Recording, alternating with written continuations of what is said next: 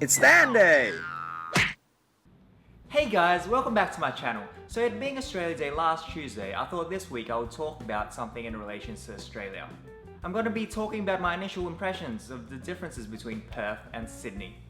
So a little bit of a backstory. I've been living in Perth for the last 12 years, and 3 weeks ago I've moved to Sydney.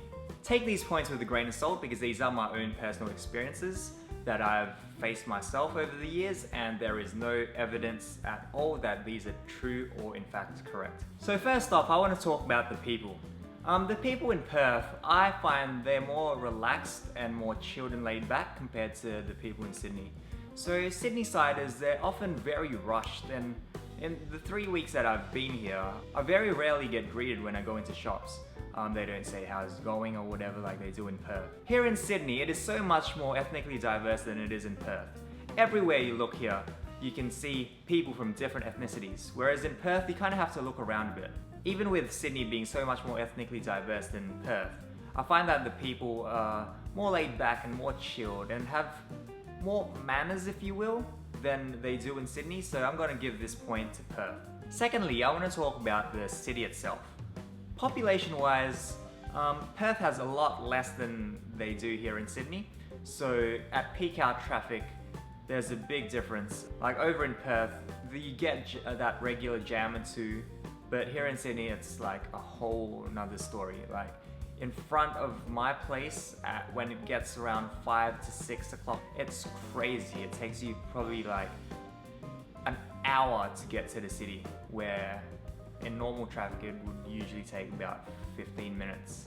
But the rumours are true, and the shops in Perth close really early compared to Sydney. Over in Sydney, I think the shops close around 7, 8 o'clock daily, whereas in Perth it's around 5 o'clock daily. Woolies and Coles over in Perth, they started to close at 9 now, so that's always good.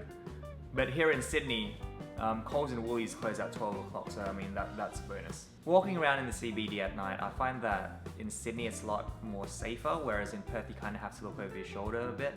I think a large part of it goes to the fact that there is a lot more people in Sydney than it is in Perth, so yeah, there's just so many people and you don't feel as alone, I guess. Perth has very nice weather compared to Sydney. I mean, it's hot when it's supposed to be hot in summer, and it's cold when it's supposed to be cold in winter. Over here in Sydney, it's not as bad as Melbourne, but you do get that up and down days where it changes drastically between the day from sunshine to rain. Even though Sydney has a lot more traffic jams in Perth, weighing all those points that I've said previously, I have to give this one to Sydney. Okay, so thirdly, I'm going to be talking about the food. You know, price-wise, I find that it's roughly the same between Sydney and Perth. I don't know, I haven't experienced that large of a gap to notice which one's cheaper and which one's more expensive. But what I can say is the portion size in Perth is a lot bigger than it is in Sydney. And for some weird reason, I find the food in Perth is tastier than it is in Sydney. I don't know, maybe it's just because I know where to go in Perth and here I'm still looking around for places. But I can say for sure that there is a lot more variation here in Sydney than there is in Perth. Every type of cuisine you could want, there is in Sydney. Granted, I find that the food is tastier at the moment in Perth, but for all you foodies out there, I would strongly recommend you going to Sydney for this one. There is just so much more variety than there is in Perth, so I think it's a no-brainer for this.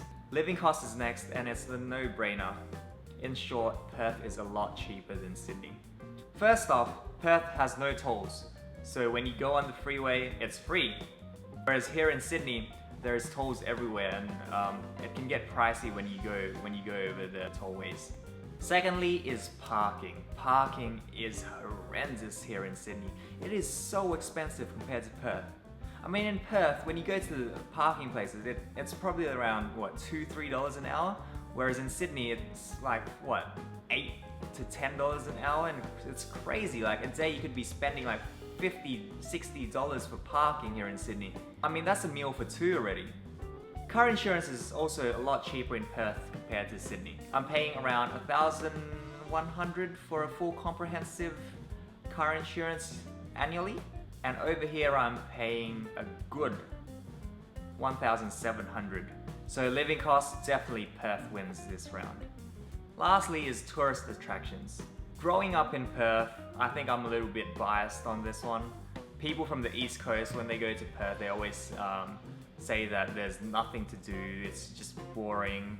And I know to some extent that's true, but I think Western Australia and Perth, you have to kind of know where to go to enjoy it. So places like Blancelin, if you like sandboarding, that's a beautiful place to go to. Also Margaret River, Serpentine Falls, Albany, just to name a few. Whereas in Sydney, I know there is tons of tourist attractions that you can go to, from the Sydney Opera House to Darling Harbour, Blue Mountains, Snowy Mountains, Bondi, Coogee. I mean, half of those places I haven't even gone to in the 3 weeks I've been here. But I think it's just so well known across the globe that people know where to go when they go to Sydney. And in comparison in Perth, people don't really talk about it, so people don't know where to go exactly when they go there.